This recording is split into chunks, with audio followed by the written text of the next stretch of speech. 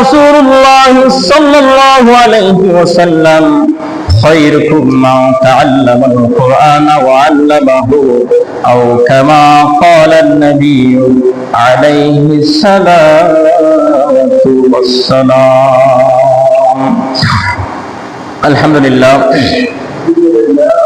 শুকর আদায় করছি আল্লাহ সুবহানাহু ওয়া তাআলার দরবারে যে আল্লাহ রাব্বুল আলামিন আমাদেরকে মানুষ বানিয়েছে, সৃষ্টির সারা জীব আশরাফুল মাখলুকাত বানিয়েছে, ইসলাম ধর্মের মধ্যে আমাদেরকে আসার মতো তৌফিক দিয়েছেন। সে মহান রব্বুল ইজ্জত আল্লাহ সুবহানাহু ওয়া তাআলা আলিশান দরবারে শুকর আদায় করছি। সবাই মস্তক অবনত চিত্তে সবাই পড়ছি আলহামদুলিল্লাহ। সাথে সাথে লক্ষ কোটি দরুদ ও সালাম আল্লাহ সুবহানাহু ওয়া তাআলা সৃষ্টির প্রধান আকর্ষণ, বিশ্ব সবার সভাপতি, কুল কায়নাতের সরদার, বিশ্ব মানবতার মুক্তির খান্ডারি, মুক্তির দিশারি, সাইয়্যিদুল মুরসালিন, রাহমাতুল লিল আলামিন, খাতামুন নবিয়্যিন, শাফিউল নবী, উম্মতের কান্ডার, নবী কি সরদার, মদিনা কি তাজদার, আপনার আমার সবার প্রিয় কলিজার টুকরা নবী মুহাম্মদুর রাসূলুল্লাহ সাল্লাল্লাহু তাআলা আলাইহি ওয়াসাল্লাম। সাথে সাথে স্মরণ করছি সমস্ত মনীষীদেরকে, যাদের রক্তের বিনিময়ে, ত্যাগের বিনিময়ে, সাহাবায়ে কেরামদের, আউলিয়া কেরামদের রক্তের ত্যাগের বিনিময়ে ইসলাম আমরা পেয়েছি। তাদের জন্য রব্বে কারীমের আলিশান দরবারে জান্নাতুল ফেরদাউসের আলা মাকাম কামনা করছি। সবাই বলছি আমিন। সম্মানিত হাজরিন, পবিত্র কালাম পাক থেকে সূরাতুল বাকারা কোরআন কারীমের সর্বপ্রথম সূরা এবং সর্বপ্রথম দুইটি আয়াতে কারিমা তেলাওয়াত করেছি। রাসূল পাক সাল্লাল্লাহু আলাইহি ওয়াসাল্লামের অগণিত অজস্র অমিয়বাহী হাদিস শরীফ থেকে একখানা হাদিস শরীফের অংশ বিশেষ পাঠ করেছি। যদি আল্লাহ সুবহানাহু ওয়া তাআলা আমাদেরকে আরশ আযম থেকে দয়া করে, মায়া করে, মেহেরবানি করে যদি কামলিওয়ালা নবী মদিনা থেকে নজর করম দান করে, এই আয়াতকে সামনে রেখে, এই হাদিসকে সামনে রেখে কোরআন হাদিস থেকে তথ্যবহুল কিছু কথা বলার চেষ্টা করবো ইনশাআল্লাহ। ওয়া মা তাওফীকি ইল্লা বিল্লাহ। আল্লাহুম্মা আফতা আলাইনা হিকমাতাকা ওয়ানসুর আলাইনা রাহমাতাকা ইয়া যাল জালালি ওয়াল ইকরাম। রব্বি জিদনি ইলমান নাফিআ ওয়া ফা'আননি ইয়া রাব্বাল আলামিন। مولاي صل وسلم دائما ابدا ابدا على حبيبك خير خلق كلهم اللهم رب صل وسلم وبارك عليه। সম্মানিত হাজরিন, কোরআন কারীমের যে আয়াতে কারিমা তেলাওয়াত করেছি সূরাতুল বাকারা, এই আয়াতে কারিমার মধ্যে সর্বোত্তম আল্লাহ সুবহানাহু ওয়া তাআলা বলছেন আলিফ লাম মিম। পৃথিবীর এমন কোন কিতাব নাই, এমন কোন বই নাই আর যেটা একটি শব্দ পাঠ করলে 100 নেকি হয়। একমাত্র কোরআন কারীম একটা কিতাব যেটা একটি শব্দ পাঠ করছেন 10টি সওয়াব, 10টি থেকে 100টি সওয়াব পর্যন্ত বৃদ্ধি করে। সুবহানাল্লাহ। অসংখ্য অজস্র কিতাব বই রয়েছে, একমাত্র কোরআন কারীম যেটা একটি শব্দ যদি আপনি শুনলেও সওয়াব সমান, পড়লেও সমান সওয়াব। সুবহানাল্লাহ।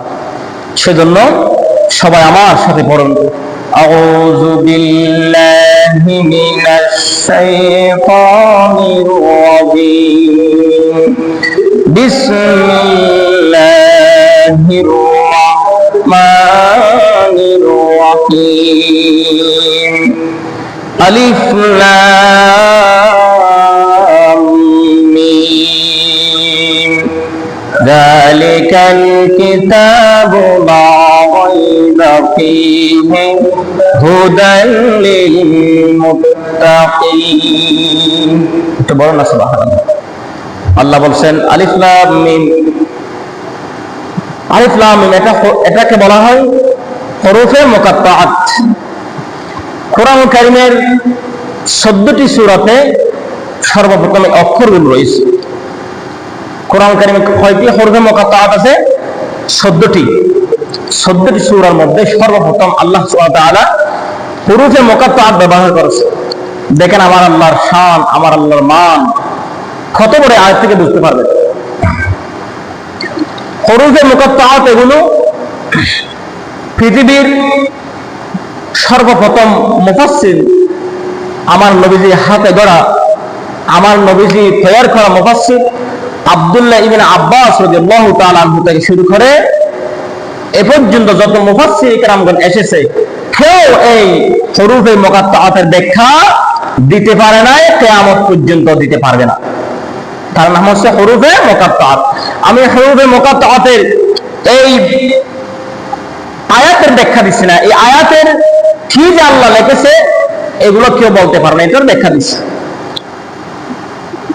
নবীজির, আমার নবীজির পরে যিনি মুফাসসির কেরামের সর্বপ্রথম রাইসুল মুফাসসিরিন, যাকে মুফাসসিরদের মাথার মুকুট বলা হয়, আব্দুল্লাহ ইবনে আব্বাস রাদিয়াল্লাহু তাআলা আনহু থেকে শুরু করে কোন মুফতি, কোন মুহাদ্দিস, কোন মুফাসসির, কোন মুবাল্লিগ, কোন হাফেজ, কোন আলেম, কোন ডক্টর, কোন ডাক্তার, কোন ইঞ্জিনিয়ার, কোন জ্ঞানী ব্যক্তি, কোন লেখক, কোন গবেষক আজ পর্যন্ত হরফে মুকাত্তাআত এর ব্যাখ্যা দিতে পারে নাই, আগেও দিতে পারে নাই, এখনো নাই। কিয়ামত পর্যন্ত এর ব্যাখ্যা দেওয়ার জন্য কোন ব্যক্তি দুনিয়াতে মুফাসসির, মুফতি আসবে না, দিতে পারবে না। তাহলে আমার আল্লাহ সুবহানাহু ওয়া তাআলার কথার মধ্যে কত হিকমতান রয়েছে, আমার আল্লাহ সুবহানাহু কত মহান, যে কথাগুলো গোপন রেখেছে কিয়ামত পর্যন্ত কেউ এই কথা কি বলছে বের করতে পারবে না। সুবহানাল্লাহ। একটু বুঝেছেন? কোরআনের প্রত্যেকটি আয়াতের ব্যাখ্যা দেয় নাই, বের করছে না আলেমরা, মুফাসসির কেরামগণ কি বলছে আল্লাহ এখানে, কিন্তু হাজারো চেষ্টার পরে এই হরফে মুকাত্তাআতের ব্যাখ্যা কেউ বের করতে পারবে না। আল্লাহ এই ক্ষমতা, এই শক্তি কাউকে দেয় নাই। কি বলছে আল্লাহ এখানে, এটা গোপন রেখেছে আল্লাহ। এটা কেমন গোপন রেখেছেন? আপনাকে একটা উদাহরণ দিই। আপনার মাঝে একটা স্ক্রিনশট মোবাইল আছে না, বড় একটা মোবাইল আছে, তাদের মোবাইলের মধ্যে যেন সবাই মোবাইলটা ব্যবহার করতে না পারে পাসওয়ার্ড দিয়ে দেন না। আপনার মোবাইল আপনি ছাড়া যেন কেউ খুলতে না পারে, কারণ এখানে আপনার ব্যক্তিগত কিছু জরুরিয়াত কিছু জিনিস রয়েছে যেগুলো যে কোনো কেউ দেখতে পারবে না, ঠিক না? এইরকম জিনিসগুলো গোপন রাখার জন্য আপনি যেমন পাসওয়ার্ড ব্যবহার করছেন, আমার আল্লাহ সুবহানাহু ওয়া তাআলার হিকমতানের কথা এই আয়াতের মধ্যে এমন কথা রয়েছে, আমার আল্লাহ বলেন এই কথা কাউকে জানতে শক্তি দেয় নাই, যদি আমার অন্তরঙ্গ বন্ধু মুহাম্মদ তাকে বললে আমার আল্লাহ বলেছে, কিন্তু আর কেউ দুনিয়ার জমিনে আয়াতের ব্যাখ্যা জানতে পারে নাই। আপনি যেমন আপনার অন্তরঙ্গ বন্ধু আছেন অনেক, মোবাইলের পাসওয়ার্ড আপনি বলেন, জান আপনার আমার পাসওয়ার্ড এরকম, বলেন খুলে মোবাইলটা ব্যবহার করতে পারবেন, এরকম বলেন না? আপনার মা হতে পারে, ভাই হতে পারে, বোন হতে পারে, যে কোনো কাউকে আপনি বলেন পাসওয়ার্ডটি খোলার মতো করে তাকে একটু শিখিয়ে দেন, কিন্তু যাকে তাকে তো দেন নাই। আল্লাহ বলেন আমার এই হরফে মুকাত্তাআতের পাসওয়ার্ডটি আমি পৃথিবীর জমিনে কাউকে দেই নাই, কিন্তু আমার আল্লাহ আল্লাহু আ'লাম, আমার আল্লাহ ভালো জানে। যেদিন আমার নবীজিকে আল্লাহ মেহরাজ শরীফে নিয়েছেন, সেই দিন তার হাবিব নবীকে জানিয়েছে কিনা? যদি হাবিব নবীকে জানিয়ে আমার নবীজি জানে, আর কেউ দুনিয়ার জমিনে কোনো জানতে পারে না। তার নাম হচ্ছে হরফে মুকাত্তাআত। এরপর আল্লাহ বলছেন যালিকাল কিতাব, এটা এমন একটি কিতাব, লা রাইবা ফি, এই কিতাবের মধ্যে কি নাই, কোনো সন্দেহ নাই। সেই কিতাব কোনটা? সেই কিতাব কোনটা বলেন না? পবিত্র কুরআনুল কারীম। আল্লাহ বলছেন যালিকাল কিতাব, এটা এমন একটি কিতাব, লা রাইবা ফি, এই কিতাবের মধ্যে কোনো সন্দেহ নাই, কোনো ত্রুটি নাই, কোনো ভুল নাই। আমার এই কিতাবের মধ্যে একটি জের, একটি জবর, একটি পেশ, একটি নোক্তা, একটি জজম, একটি শব্দের কোনো ভুল কেউ দুনিয়ার জমিনে বের করতে পারবে না। দেখেন দুনিয়ার জমিনে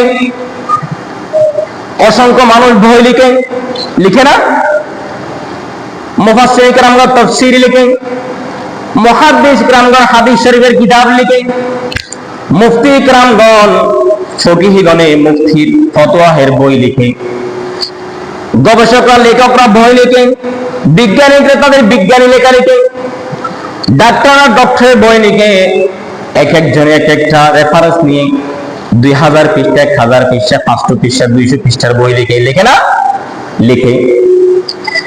কিন্তু লেখার বই লিখতে গিয়ে সর্বপ্রথম বইয়ের লেখক বলে কোরআনটির মান মর্যাদা সম্মান কতটুকু একটু ভালো করে মন দিয়ে শুনেন। এই কোরআনের দাম আমাদের কাছে নাই।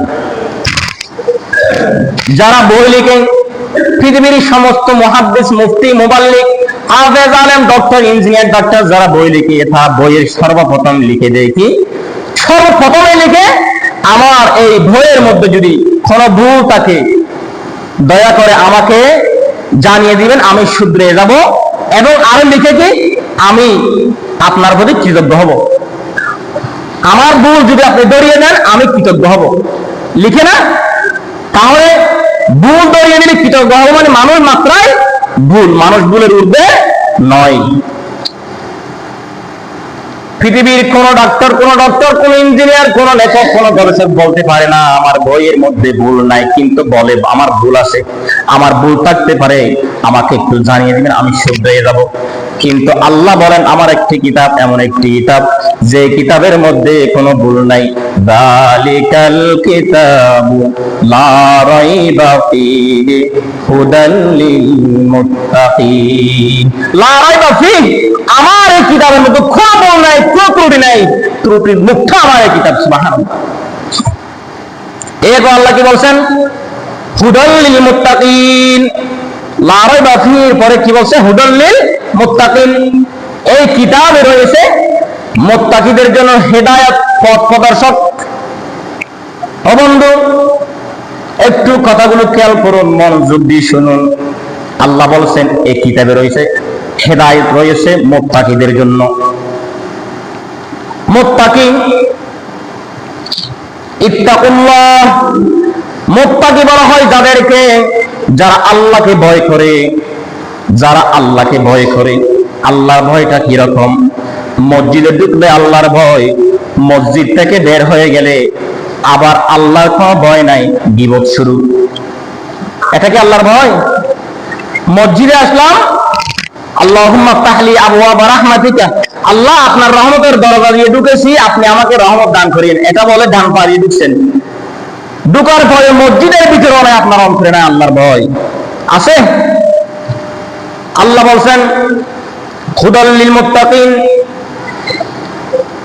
এই কিতাবটি, এই কিতাবের মধ্যে রয়েছে মুত্তাকিদের জন্য হেদায়েত, আমার ভয়কারীর জন্য হেদায়েত। ভয়কারী শুধু নামাজ পড়লে ভয়কারী নয়। ও বন্ধু, আল্লাহর ভয়কারী ব্যক্তি একটু আপনাকে ভাবতে হবে মুত্তাকি কাদেরকে আল্লাহ বলেছেন, সেটা আপনাকে একটু চিন্তা করতে হবে। যারা এই কোরআনকে মানে, কোরআনকে যারা মানে, কোরআনের ভিতরে কি বলেছে এটা যারা মানে তারা মুত্তাকি। কোরআনের ভিতরে নামাজের কথা আছে না নাই? শুধু নামাজের কথা আছে। নামাজ পড়লেই হবে না, নামাজটি কোরআনে যেমন ভাবে বলেছে তেমন ভাবে আপনাকে পড়তে হবে। সাল্লু কামা রাআইতুমুনি উসাল্লি, যেভাবে পড়তে বলা হয়েছে সেভাবে পড়ার নামেই মুত্তাকি। পরের হক নষ্ট করতে পারবেন না। জমিনের মধ্যে আপনি শ্বাস করতে গিয়ে আপনার আইল সাজতে গিয়ে আপনি আরেকজনের আইল আপনি টেনে নিলেন, নামাজ থেকে বের হয়ে আবার জমিনের মধ্যে আইল শেষে নিলেন, এটার নাম মুত্তাকি নয়। এটা হচ্ছে মুত্তাকির নামে আল্লাহর নামে দুঃখ দেওয়া। বন্ধু, কোরআনের মধ্যে আসলে আল্লাহকে পাওয়া যায় একমাত্র কিতাব এই কোরআনুল কারীম। যারা দুনিয়ার জমিনে কি করেছেন? দুনিয়ার জমিনে কোরআনকে মহাব্বত করেছে, কোরআনকে ভালোবেসেছে, কোরআনের প্রতি সম্মান রেখেছে, কোরআনের প্রতি ইজ্জত রেখেছে, তারা এই দুনিয়ার জমিনে আতিনা ফিদ দুনিয়া হাসানা ওয়া ফিল আখিরাতি হাসানা, তাদের জন্য দুনিয়া এবং আখিরাত কল্যাণকামী হয় আল্লাহ তাদের ভাগ্য পরিবর্তন করে দেয়। আসেন, কোরআনের কাছে আসলে কিভাবে আপনার ভাগ্য পরিবর্তন হয়? আপনারা সবাই জানেন আমার রাসূলের খলিফা 7 জন, সবাই জানেন ওমর রাদিয়াল্লাহু তাআলা আনহু নামটি পৃথিবীর মানুষের অন্তরে গাঁথা আছে, আছে না নাই? আমার নবীজির খলিফার মধ্যে 7 জনের মধ্যে দ্বিতীয় নম্বর খলিফা হচ্ছে ফারুক আজম ওমর ইবনুল খাত্তাব রাদিয়াল্লাহু তাআলা আনহু। ওমর ইবনুল খাত্তাব রাদিয়াল্লাহু তাআলা আনহু ছিলেন এমন একজন বেদুইন, এমন একজন পর্যায়ের লোক, মুসলমান ছিলেন না, তিনি ছিলেন কি বিধর্মী। এমন বিধর্মী তিনি ছিলেন, তিনি ঘোষণা দেওয়া, আরবের মধ্যে ঘোষণা দেওয়া হলো আজকে মুহাম্মাদের মাথা যিনি আনতে পারবে তাকে মোটাঅঙ্কের পুরস্কার দেওয়া হবে। কিন্তু কেউ সাহস করে নাই।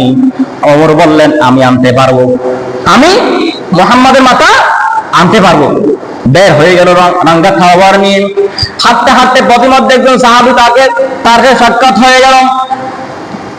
সাক্ষাৎ হয়ে তিনি বললেন ওমর তুমি কোথায় যাও? ওমর রাদিয়াল্লাহু তাআলা আনহু নামটি ইসলাম আসার পরে, যেমন ওমর ইসলামে আসার পূর্বে নাম ছিল ওমর, দ্বিতীয় কোন নাম নাই। তিনি এমন একজন সাহাবী যার নাম ইসলামে আসার আগে ওমর ছিল, সেই নামটি আমার রাসূল আর পরিবর্তন করে নাই, কালেমা পড়ার পরেও সেই নামটি রেখে দিয়েছেন। সুবহানাল্লাহ। ওমর রাদিয়াল্লাহু তাআলা আনহুর সাথে সাহাবীর সাথে সাক্ষাৎ হয়ে গেল। ওমর তুমি কোথায় যাও এত রাগান্বিত হয়ে, তলোয়ার নিয়ে তুমি ভয়ানক ভাবে কোথায় যাও? সাহাবী বলল আমি যাচ্ছি সর্বপদ্মা হয়ে মুহাম্মাদের মাথা আনবো, আজকে মোটা অঙ্কের পুরস্কার নেব। ওমর বললেন, সাহাবী বললেন ওমর তুমি কি জানো না আল্লাহ কোরআনে কি বলেছে? আমাদের কি ইসলামের মধ্যে আছে? আল্লাহ কোরআনে বলেছেন কু আনফুসিকুম ওয়া আহলিকুম নারা, নিজে বাঁচো, আগে নিজে জাহান্নাম থেকে, অপরাধ থেকে, অন্যায় থেকে নিজে বাঁচো, তারপরে আহারাত পরিবার পরিজন আত্মীয় স্বজন পাড়া প্রতিবেশীকে বাঁচাও। ওমর রে, তোমার ঘরের মধ্যে কালেমা পড়ে মুসলমান হয়ে গেছে, তুমি আগে একটু খবর নাও, পরে তুমি অন্যের খবর নিয়ে মুহাম্মাদের মাথা নিয়ে। তোমার বাড়ির মধ্যে তোমার বোন ফাতেমা দেখো ইসলাম গ্রহণ করেছে, তিনি কান্না করে করে কোরআন পড়তেছে, তুমি গিয়ে একটু দেখো। ওমর রাগ করে কি বলেন, আমার বোন ইসলাম গ্রহণ করেছে, কালিমা পড়েছে, কালিমা পড়ে ফেলেছে। ভয় রাগান্বিত হয়ে ফাতেমা রাদিয়াল্লাহু তাআলা ওমরের বোনের নাম ছিল ফাতেমার ঘরে গিয়ে দেখে তার বোনের জামাতার তিনি কোরআন তেলাওয়াত করে। ওমর গিয়ে বললেন, দরজা নক করলো, দরজা খুললো, দেখে তারা দুইজনে মিলে আল্লাহর কোরআন তেলাওয়াত করে। মার শুরু করলো, বোনকে মারতে মারতে মার শুরু করলো। এবার বললেন তুমি ইসলাম ধর্ম গ্রহণ করেছো, আমাকে বলো কেন ইসলাম ধর্ম গ্রহণ করেছো? আমার বাবার দিনের, বাপ দাদার দিনের ধর্ম তুমি ছেড়ে কেন ইসলাম ধর্ম গ্রহণ করেছো?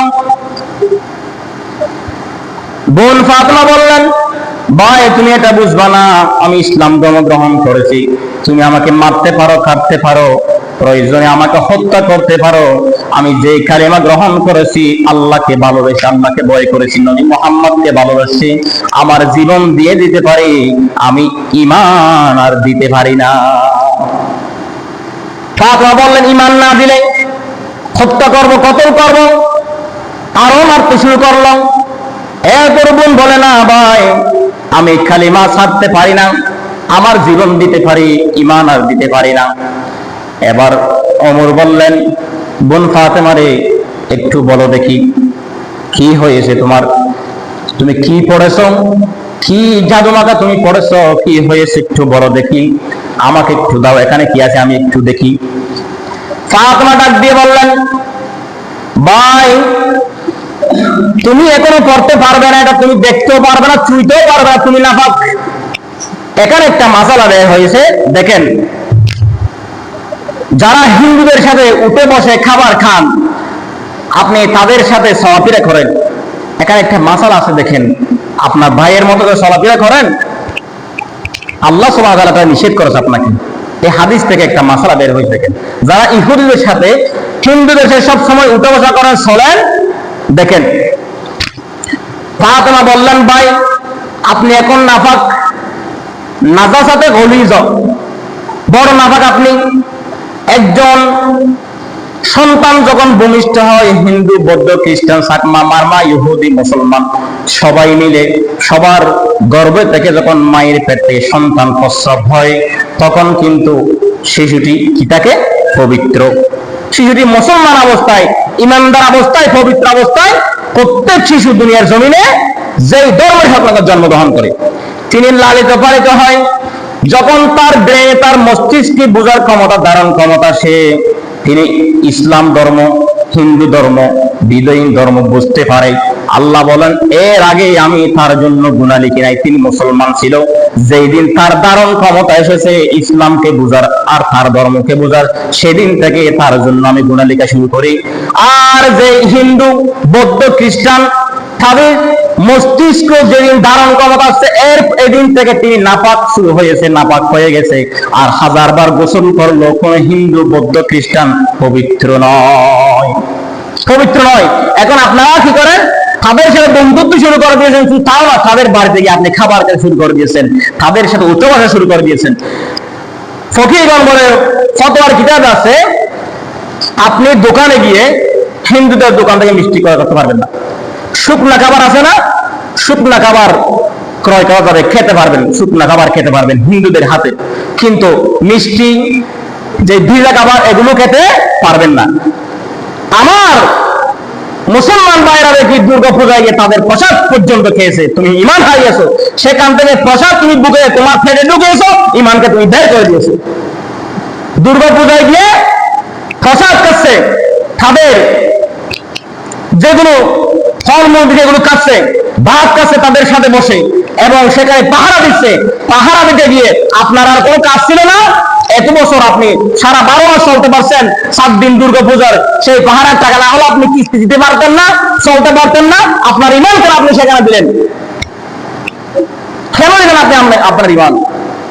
এত দুর্বল কেন আমাদের ইমান? আজকে মুসলমানরা নিজেদের হাতের খামাই নিয়ে নিজেরা মার খাচ্ছে, বছরের পর বছর ফিলিস্তিন মার খাচ্ছে। আমরা ফিলিস্তিন, Chechnya, Bosnia, Afghanistan, Iraq, Iran মার খাওয়ার, ইহুদিদের হাতে মার খাওয়ার একমাত্র আমরাই, মুসলমান নিজেরাই। বোন ফাতেমা বললেন, বাইরে তুমি হচ্ছ নাফাক, তুমি কি করতে পারবে না? আমার আল্লাহর এই কোরআন তুমি ছুঁইতে পারবে না, ধরতে পারবে না। তাহলে আমাকে কি করতে হবে? তোমাকে গোসল করতে হবে, কালেমা পড়তে হবে, তাহলে তোমাকে আমি আমার আল্লাহর এই কোরআন দিতে পারি। এবার ওমর রাদিয়াল্লাহু তাআলা আনহু গোসল করে আসলেন। গোসল করে এসে তিনি বললেন, বোন আমাকে কোরআন দাও, আমি কোরআন পড়বো। কোরআন পড়তে গিয়ে তিনি তাকে দিলেন তার বোন সূরা তাহা। তখন তারা পড়তে কিতাবে আছে, তাফসীরে আছে, যে সময় ওমর রাদিয়াল্লাহু তাআলা ইসলাম গ্রহণ করেছে, সূরা তাহা পড়ে তিনি বিচ্ছিন্ন হয়ে গেল, অবাক হয়ে গেল। সূরা তাহার মধ্যে আমার আল্লাহ এত সুন্দর কথা লিখেছে। তিনি বললেন, লাইসা হাযা কালামুল বাশার, এটা কখনো কোনো মানুষের বাণী নয়, এটা স্বয়ং আমার আল্লাহর বাণী। তিনি বললেন, তাহা মা আনজালনা আলাইকাল কুরআনা লিতাশকা। তাফসীরের মধ্যে আছে 14টি আয়াত হযরত ওমর রাদিয়াল্লাহু তাআলা পাঠ করেছেন সূরা তাহা থেকে। এবার সূরা তাহার 14টি আয়াত পাঠ করে ওমর বললেন, বোন রে, আমাকে চলো মুহাম্মাদের দরবারে গিয়ে, আমি মুহাম্মাদের দরবারে গিয়ে কালেমা পড়বো। আজকে দুনিয়ার জমিনে কে ইসলামে বাধা দিবে আমি সেটা দেখব। ওমর রাদিয়াল্লাহু তাআলা সূরা তাহার এই জাদুকরী আয়াতগুলো পড়ে তিনি রবকে খুঁজে পেলেন। কোরআনের দিকে যখন আসলেন, ওমর রাদিয়াল্লাহু তাআলা সূরা তাহার ভিতরে আল্লাহকে খুঁজে পেলেন। এবার চলে গেলেন মুহাম্মাদের দরবারে। যে ওমর মুহাম্মাদের মাথা নিতে গেল, সেই ওমরের মাথা আর দেহ সবগুলো মুহাম্মাদের দরবারে দিয়ে আসলো। সুবহানাল্লাহ, একমাত্র কোরআনের বরকতে দিয়ে আছে। ওমর বললেন, ওমর যখন যাচ্ছে পথের মধ্যে, নবীজি দরবারে বসা আছে সাহাবীরা, অন্য সাহাবীরা বলছে, ইয়া রাসূলুল্লাহ, আজকে তো ওমর আসছে, ভয়ঙ্কর ভাবে তলোয়ার নিয়ে আসছে, ইয়া রাসূলুল্লাহ আপনি সরে যান, আপনি আড়াল হয়ে যান, আমরা আমাদের জান থাকতে ওমর আপনার শরীরে আক্রমণ করতে পারবে না, দেহ মোবারকে আমাদের শহীদ করে জান দিয়ে তারপর আপনার ঘর আসতে পারবে। নবীজি ডাক দিলেন, ও সাহাবীরা তোমরা সরো, আমার ওমরকে আসতে দাও, ওমর কি বলে আমি দেখি, ওমর কি বলে দেখি। ওমর আসার পরে দরজায় নক করলেন। আমার নবীজি বললেন, ওমর রে, তুমি কি সত্যি কালিমা পড়তে আসছো নাকি ইসলাম গ্রহণ করতে আসছো নাকি? যদি ইসলাম গ্রহণ করতে আসো, যদি মন মানসিকতা নিয়ে আসে, তাহলে তুমি ভিতরে আসো। সাহাবীরা যখন ভয় করলো, আমার নবীজি বললেন, ও সাহাবীরা তোমরা ভয় করিও না, আমি গতকাল দোয়া করেছিলাম আল্লাহর দরবারে, ইসলামের দুইজন ব্যক্তি আল্লাহ, একজন হলো আবু জাহেল আর একজন হলো ওমর, দুইজনের থেকে কোন একজনকে আমার ইসলামের জন্য আপনি কবুল করেন। ও সাহাবীরা তোমরা ভয় করিও না, হয়তো আমার কালকে রাতের দোয়া আল্লাহ কবুল করেছে, ওমরকে তোমরা বাধা দিও না, ওমরকে আমার দরবার আসতে দাও। ওমর তাহলে এরপরে ওমর ইসলাম গ্রহণ করেছে আমার নবীজির হাতে, কালেমা পড়েছে, কালেমা পড়ে নবীজি ওমর তখন তিনি বললেন, আজ থেকে ইসলামের দাওয়াত হবে প্রকাশ্য। ও আমার বন্ধুরা, আজকে নামাজ পেয়েছো, কোরআন পেয়েছো, ইসলাম পেয়েছো, কত কষ্ট হয়েছে জানো না? ওমর রাদিয়াল্লাহু তাআলা আনহু ইসলাম গ্রহণের আগে তারা এলাকার মধ্যে লুকিয়ে লুকিয়ে গোপনে গোপনে দিনের দাওয়াত দিত, কত মেয়ের খেয়েছে, কত নির্যাতন হয়েছে। এই যে জোহরের নামাজ, আসরের নামাজ সুপে সুপে কেন পড়া হয় আপনারা জানেননি? 5 ওয়াক্ত নামাজ পড়েন, সেটা কিন্তু কোন নামাজি ব্যক্তির জানা আছে কি? আমার জানা নাই, আমি বলতেই পারবো না কয়জন নামাজি ব্যক্তি সেটা জানে। এই যে জোহরের নামাজ, আসরের নামাজ হায় কাবার মধ্যে পড়তো, কাফেররা নামাজ অবস্থা আক্রমণ করবে বিদায় এই জোহরের নামাজ আসরের নামাজ সুফে সুফে পড়া হয়, কত কষ্ট করে দিন প্রচার করেছে গোপনে গোপনে মেরে খেয়ে। আজকে সেই ইসলামের মধ্যে জন্ম হয়ে ইসলামের ঘরে থেকে তোমরা বলো আজকে আমরা শরীয়ত আইন মানি না, ইসলামের কোন আইন আমাদের ডিপার্টমেন্টে নাই, আমরা কোন শরীয়ত আইন কোরআনের বিধান আমাদের রাজনীতিতে নাই। নাউজুবিল্লাহ, নাউজুবিল্লাহ। আমি অবাক হয়ে গেলাম, কেন বলতে পারে এত বড় একজন দলের সর্বোচ্চ নেতা যদি বলে, তারা বলে শরীয়ত আইন, তারা বলে যেগুলো আমরা মানি না, এগুলো শরীয়ত আইন, এগুলো আমরা মানি না। আল্লাহ সুবহানাহু ওয়া তাআলা সূরাতুল মাইদার 46 নম্বর আয়াতে স্পষ্ট জানিয়েছে, তুমি যে কাফের, ওয়ামান লাম ইয়াহকুম বিমা আনজালাল্লাহু ফাউলাইকা হুমুল কাফিরুন, যারা ওয়ামান লাম ইয়াহকুম, আমার হুকুম দেওয়ার পরে, কথা কোরআনের খুলে দেখেন একটু, আমার হুকুম যারা মানতে চায় না, বিমা আনজালাল্লাহ, আমার হুকুম জমিনে যাওয়ার পরে, নাযিল হওয়ার পরে যারা বলে শরীয়ত আমরা মানি না, কোরআন হাদিসের বিধান আমাদের কি নাই, আমাদের ধর্মতে নাই, আমাদের রাজনীতিতে নাই, আল্লাহ বলেন ফাউলাইকা হুমুল কাফিরুন, এই আয়াত আমি বানাই নাই, এই আয়াত আমি বানাই নাই। আল্লাহ বলেন তারা কাফের, তারা কাফের, তারা কাফের, তারা কাফের। মুসলমান বলার কোনো সুযোগ নাই তাদেরকে। আমি এই কথা বারংবার বলেছি, বলবো যতক্ষণ না আমার এই কণ্ঠের মধ্যে আওয়াজ আছে। অনেকে আমাকে বলতে পারেন হুজুর এই সেই দিকে যেতেই হবে, যতক্ষণ না, কেন আপনাকে দিন ধর্মের কথা, এই যে দেখেন নামাজ প্রতিদিন পড়েন না, তারপর নামাজের কথা আপনাকে বলতে হবে। কেন? যারা পড়ে না তাদেরকে, তারা যেন পড়ে, যারা পড়ার পরেও জানে না তারা যেন কি জানতে পারে।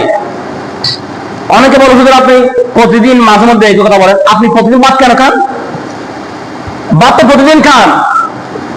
কোরআন হাদিসের বিষয়টা আপনার সর্দি হয়েছে, যতদিন পর্যন্ত সর্দি আপনার শরীরে থেকে যায় নাই, জ্বর যায় নাই, এতদিন আপনাকে ওষুধ খেতে হবে।